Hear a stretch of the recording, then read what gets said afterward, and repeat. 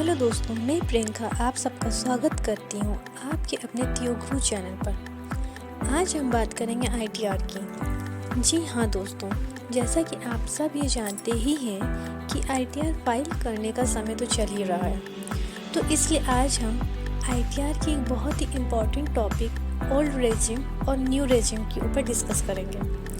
तो दोस्तों, ज़्यादा देर न करते हुए चलिए शुरू करते हैं आज का अपना टॉपिक।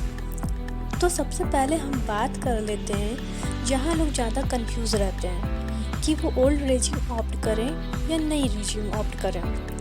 कुछ लोगों को लगता है कि वो ओल्ड रेजिम लेते हैं तो उनको उससे फ़ायदा होगा, तो वहीं कुछ लोगों को लगता है कि अगर वो न्यू रेजिम लेते हैं तो वो फ़ायदे में रहेंगे। आपके लिए कौन सा रेजिम सही रहेगा ये मैं आपको बताऊंगी स्टेप बाय स्टेप, तो इस वीडियो को बीच में छोड़ के कहीं ना जाएं और इस वीडियो को लास्ट तक बने रहें। 2020 से पहले केवल एक ही रेजिम था, तो लोग उसी के अकॉर्डिंग टैक्स पे कर देते थे। लेकिन 2020 में न्यू रेजिम आने के बाद से लोग कंफ्यूज होने लगे कि वो ओल्ड रेजिम के साथ जाएं या न्यू रेजिम के साथ। तो सबसे पहले तो मैं आपको ये बता देती हूँ, जहाँ एक तरफ न्यू रेजिम में ओल्ड रेजिम की कंपैरिजन में टैक्स रेट कम है, तो वहीं न्यू रेजिम में डिडक्शंस भी कम है। यानी कि यदि आप न्यू रेजिम लेते हैं तो आपको कटौतियाँ या डिडक्शन कम मिलेंगे। और इसके साथ ही दोस्तों, एक बात ध्यान रखने वाली और है, और वो ये कि अगर आप आईटीआर फाइल करने की ड्यू डेट के अंदर ही आईटीआर फाइल करते हैं तो आपको न्यू और ओल्ड रेजिम में कोई भी रेजिम ऑप्ट करने का ऑप्शन मिल जाएगा।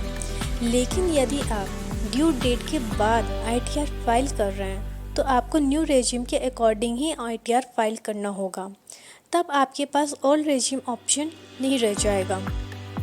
अब हम ओल्ड रेजिम और न्यू रेजिम का एक कंपैरेटिव स्टडी कर लेते हैं। जैसे कि यहाँ हम ये चार्ट देख रहे हैं, जिसमें हम देख रहे हैं कि 50,000 का एक स्टैंडर्ड डिडक्शन हमें दोनों रेजिम में मिलता है। इसके बाद LTA यानी कि लीव ट्रैवल अलाउंस हमें ओल्ड रेजिम में तो मिलता है लेकिन न्यू रेजिम में नहीं मिलता है। इसके अलावा सेक्शन 80TTA और 80TTB डिडक्शन ओल्ड रेजिम में तो है लेकिन न्यू रेजिम में नहीं है। जो नहीं जानते हैं उनको मैं बता दूं कि 80TTA और 80TTB क्या है। आयकर अधिनियम 1961 के तहत धारा 80 में आने वाले दो महत्वपूर्ण प्रावधान हैं जो सेविंग्स अकाउंट से मिलने वाले इंटरेस्ट पर डिडक्शन प्रदान करते हैं। इनका उद्देश्य व्यक्तियों और हिंदू अविभाजित परिवारों यानी कि HUF को बचत और निवेश के लिए इनकरेज करना है। अगला है employment professional tax under section 16 sub section 3 रोजगार या व्यवसायिक कर है, जिसे भारत में राज्य सरकारों द्वारा लगाया जाता है। यह कर वेतनभोगी व्यक्तियों और व्यवसायियों को उनकी आय पर लगाया जाता है।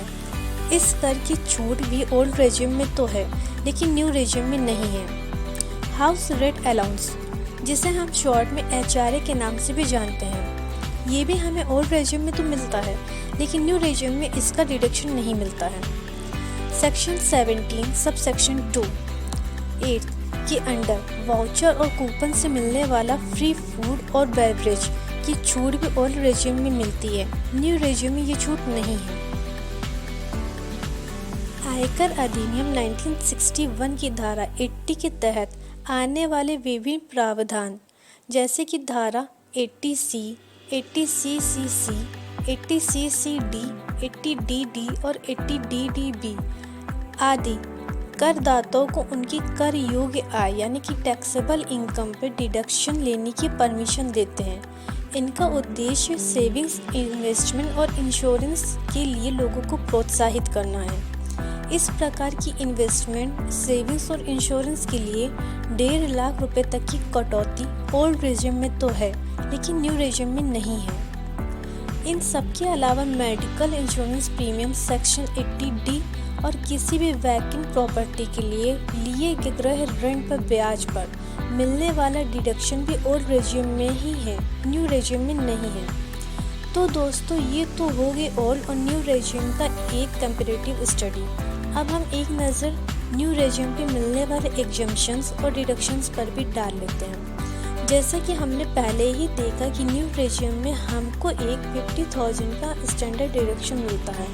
इसके अलावा इसमें विशेष रूप से विकलांग व्यक्ति के लिए ट्रांसपोर्ट अलाउंस भी मिलता है और रोजगार के हिस्से के रूप में कन्वेंस एक्सपेंडिचर को पूरा करने के लिए कन्वेंस अलाउंस भी मिलता है। टूर या ट्रांसफ़र और ट्रैवलिंग की कॉस्ट को पूरा करने के लिए कंपनसेशन भी न्यू रेजिम में मिलता है। वहीं ऑर्डिनरी रेगुलर चार्ज को पूरा करने के लिए मिलने वाला डेली अलाउंस ये अपने रेगुलर प्लेस ऑफ ड्यूटी से अनुपस्थिति की वजह से आपके द्वारा किए गए खर्चों को वापस मिलने का भी प्रावधान न्यू रेजिम में है। इन सबके साथ ही आधिकारिक प्रयोजन के लिए अनुलाभ भी न्यू रेजिम में मिलता है। आधिकारिक प्रयोजन से मतलब सरकारी पदों पर वेतन के अलावा कई तरह के लाभ मिलते हैं जिन्हें भत्ते या सुविधाएं भी कहा जाता है। ये लाभ कर्मचारियों को सरकारी काम को सुचारू रूप से करने में मदद करते हैं। एज एग्जाम्पल देख लेते हैं। कुछ पदों पर सरकारी गाड़ियाँ, ईंधन भत्ता, टेलीफोन भत्ता या आवास सुविधा भी मिल सकती है। ये सभी सुविधाएं सरकारी काम के लिए मिलने वाले विशेष लाभ हैं। किसी व्यक्ति या संस्था को कुछ विशेष सुविधाएं या अधिकार प्रदान करना ही है ये। तो दोस्तों, अगर आपको ये लगता है या आप इस प्रकार कुछ बात माने बैठे हैं कि आपको ओल्ड रेजिम से ही फ़ायदा है या फिर आपको न्यू रेजिम से ही फ़ायदा, तो ऐसा नहीं है।